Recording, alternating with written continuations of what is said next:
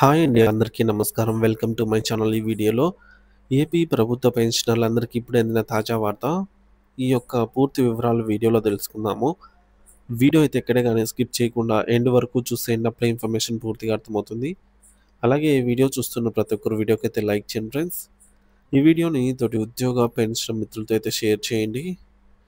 కొత్తగా మన ఛానల్ చూస్తున్నారు. ఇంకా ఎవరైనా సబ్స్క్రైబ్ చేసుకున్నట్లయితే వెంటనే మన ఛానల్‌ని సబ్స్క్రైబ్ చేసుకోండి. దీని ద్వారా నేను చేసే లేటెస్ట్ వీడియోస్ అన్నీ మీ వరకు రీచ్ అవుతాయి. ఇక ఆలస్యం చేయకుండా వివరాల్లోకి అయితే వెళ్ళిపోదాము. ఫ్రెండ్స్, ఇక విషయానికి వచ్చినట్లయితే 2025 మార్చి 29న భారత పార్లమెంట్లో వాలిడేషన్ ఆఫ్ పెన్షన్ యాక్ట్ అనే పేరుతో ప్రవేశపెట్టబడిన చట్ట సవరణలు పెన్షనర్ల వర్గాలలో తీవ్ర ఆందోళనను రేకెత్తించాయి. ఈ విషయం మనందరికీ తెలిసిందే. ఈ సవరణల ప్రకారంగా పెన్షనర్స్ పదవీ విరమణ చేసిన తేదీతో సంబంధం లేకుండా పే కమిషన్ సిఫార్సుల అమలు విషయంలో పాత తేదీలలో పదవీ విరమణ చేసిన వారికి ప్రయోజనాలను వర్తింప చేయాలో లేదో నిర్ణయించే పూర్తి అధికారం కేంద్ర ప్రభుత్వానికి ఉంటుంది. అంతేకాకుండా ఈ నిర్ణయాలను ట్రిబ్యునల్ నుండి సుప్రీంకోర్టు వరకు ఎవరూ సవాలు చేయడానికి వీలు లేదని ఈ చట్టం స్పష్టం చేస్తుంది. 1972 నాటి నిబంధనను సవరిస్తూ చేసినటువంటి ఈ చట్టం పెన్షనరీ ప్రయోజనాల విషయంలో ప్రభుత్వానికి తిరుగులేని అధికారాన్ని కట్టబెడుతోంది.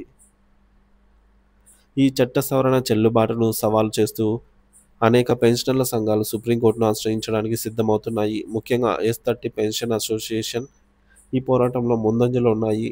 2006లో chief secretary, senior IAS, IFS, IPS అధికారులు ఎదుర్కొన్న అనామలీల అన్ఎక్స్పెక్టెడ్ ఇర్రెగ్యులారిటీస్ కేసులో వారికి రావాల్సిన ప్రయోజనాల కోసం న్యాయం చేస్తున్న ఎస్30 అసోసియేషన్లు ఈ చట్టం తమ హక్కులను మరింత కాలరాస్తోందని అయితే ఆందోళన చెందుతున్నాయి. మరి వారి పిటిషన్ను సుప్రీంకోర్టు ఇప్పటికే విచారణకు స్వీకరించింది మరియు ప్రభుత్వానికి తమ సమాధానం సమర్పించాలని ఆదేశిస్తూ తదుపరి విచారణను 2025 సెప్టెంబర్ 23కి వాయిదా వేసింది. ఎన్సీసీపీఏ ఆధ్వర్యంలో సమన్వయ ప్రయత్నాలు ఎస్30 అసోసియేషన్లు కాకుండా కేంద్ర ప్రభుత్వ పెన్షనర్ల సంఘాలు, బీఎస్ఎన్ఎల్, డిఫెన్స్ అకౌంట్స్, స్వయం ప్రతిపత్త సంస్థలలోని పెన్షనర్ల సంఘాలన్నీ కూడా కలిసి national coordination committee of pension association ఎన్సీసీపీఏ పేరుతో ఒక గొడుగు కిందకి వచ్చాయి. భారతీయ పెన్షన్ సమాజ్ వంటి ఇతర సంఘాల సభ్యులు కూడా ఎన్సీసీపీఏలో భాగస్వామ్యం వహిస్తున్నారు.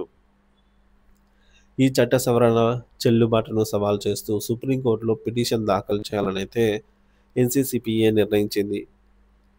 మరి ఈ కీలకమైన న్యాయ పోరాటానికి సుప్రీంకోర్టు సీనియర్ న్యాయవాది శ్రీ కపిల్ సిబల్ను నియమించాలని మొదట్లో నిర్ణయించారు. అతని ఫీజు మరియు చెల్లింపుల విషయంపై కూడా చర్చలు అయితే జరిగాయి. అయితే పిటిషన్ దాఖల్లో జాప్యం జరగడానికి కొన్ని కారణాలు అయితే ఉన్నాయి. కపిల్ సిబల్ కార్యాలయంలోని జూనియర్ న్యాయవాదులు రూపొందించిన పిటిషన్లో పొందుపరిచిన అంశాలపై పెన్షనర్ల సంఘాలు సంతృప్తి చెందలేదు. అంతేకాకుండా కపిల్ సిబల్ మొదట హైకోర్టులోని పిటిషన్ దాఖలు చేయాలని సలహా ఇచ్చారు. ఆ తర్వాత సుప్రీంకోర్టుకు వెళ్లాలని సూచించారు. సుప్రీంకోర్టును ప్రయత్నంపై సందేహాలు.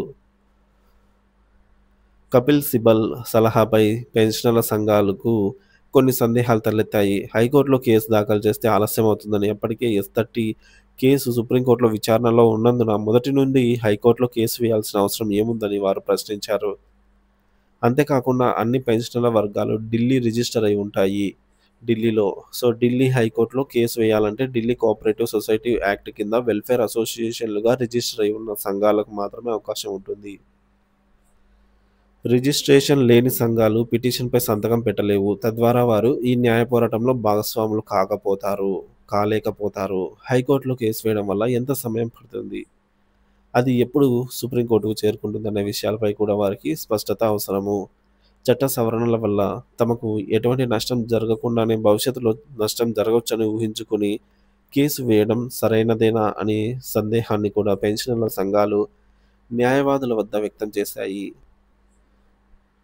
వికాస్ సింగ్ మరియు వరుణ్ సింగ్ వైపు మొగ్గు. కపిల్ సిబల్ హైకోర్టులో పిటిషన్ వేయాల్సిందే అని చెప్పడంతో పెన్షనర్ సంఘాలు వేరే న్యాయవాదులను నియమించుకోవాలని నిర్ణయించాయి. ఈ క్రమంలో ఎస్30 కేసును సుప్రీంకోర్టులో విజయవంతంగా వాదించి పిటిషన్ అడ్మిట్ అయ్యేలాగా చేసిన సీనియర్ న్యాయవాదులు వికాస్ సింగ్ మరియు అతని కుమారుడు వరుణ్ సింగ్లను నియమించుకోవాలి అని ఆలోచించారు. వరుణ్ సింగ్ ప్రస్తుతం సుప్రీంకోర్టు లాయర్స్ అసోసియేషన్ అధ్యక్షునిగా అయితే ఉన్నారు. గతంలో కపిల్ సిబల్ ఈ పదవిలో అయితే ఉండేవారు. వికాస్ సింగ్, వరుణ్ సింగ్లతో జూన్ 19, 2025న పెన్షనర్ సంఘాల ప్రతినిధులు ఎస్30 కేసులో ఆర్గ్యుమెంట్ చేస్తున్న వారితో కలిసి ఒక వర్చువల్ మీటింగ్ నిర్వహించారు. ఈ మీటింగ్లో వికాస్ సింగ్ డైరెక్ట్గా సుప్రీంకోర్టులో పిటిషన్ వేసుకోవచ్చని సలహా ఇచ్చారు. ఎందుకంటే ఎస్30 కేసు ఇప్పటికే సుప్రీంకోర్టులో అడ్మిట్ అయి ఉంది కాబట్టి, మరియు భవిష్యత్తులో నష్టం జరగకుండా చట్టం అమలు నిలిపివేయాలని వాదించే అవకాశం ఉందని ఆయన అన్నారు. ఆర్థిక ఒప్పందం మరియు దాఖల ప్రణాళికలు. వికాస్ సింగ్ ఈ కేసును వాదించడానికి అంగీకరించారు. ఆయన ఫీజు వివరాలు కూడా చర్చించారు. సాధారణంగా ఒక్కో సిట్టింగ్కు ఫీజు తీసుకునే బదులు పెన్షనర్ల సంఘాల ఆర్థిక వనరులను దృష్టిలో ఉంచుకొని మొత్తం కేసు కోసం 30 లక్షల ఫీజుకు అంగీకరించారు. కేసు వాదనలు ప్రారంభమయ్యే లోపల ఈ మొత్తం చెల్లించాలి. ప్రారంభంలో 5 లక్షల అడ్వాన్సు, పిటిషన్ దాఖలు చేసే రోజున 10 లక్షలు చెల్లించాలని ఆయన కోరారు. అడ్వాన్స్ చెల్లించిన వారం రోజుల్లో పిటిషన్ దాఖలు చేస్తానని వికాస్ సింగ్ అయితే హామీ ఇచ్చారు. ఎస్30 కేసుతో పాటుగా ఈ కేసును కూడా వాదించడానికైతే ఆయన అంగీకరించారు. హైకోర్టులో కేసు వేయడం వల్ల జరిగే ఆలస్యాన్ని నివారించడానికి మరియు వికాస్ సింగ్ సుప్రీంకోర్టులో నేరుగా పిటిషన్ వేయడానికి అంగీకరించడంతో ఎన్సీసీపీఏలోని అన్ని పెన్షనర్ల సంఘాలు ఈ నిర్ణయానికి కట్టుబడి ఉన్నాయి. సెప్టెంబర్ నెలలోగా పిటిషన్ దాఖలు చేసే అవకాశం ఉందని భావిస్తున్నారు. ఎస్30 కేసు 2025 సెప్టెంబర్ 23న సుప్రీంకోర్టులో విచారణకు రానున్నందున వస్తుంది కాబట్టి ఆ తేదీ లోపల పిటిషన్ దాఖలు చేయడానికి ప్రయత్నిస్తున్నారు. ఈ యొక్క న్యాయ పోరాటం పెన్షనర్ల హక్కులను పరిరక్షించడంలో ఎంతవరకు విజయం సాధిస్తుంది అనేది వేచి చూడాలి. సో ఫ్రెండ్స్, ఇక సెప్టెంబర్ 23 అంటే మనకు దగ్గరలోనే ఉందన్నమాట. సో దసరా కంటే ముందుగానే ఉంది. సో మొత్తానికైతే పెన్షనర్లకి అనుకూలంగా ఈ కేసు అయితే గెలవాలని పెన్షనర్ సంఘాలు పోరాటం చేస్తూ ఉన్నాయి. మరి డైరెక్ట్గా సుప్రీంకోర్టులో ఈ కేసు అనేది ఏ విధంగా మలుపు తిరుగుతుంది అనేది మనకు రానున్న రోజుల్లో తెలియనుంది. Thank you for watching this video.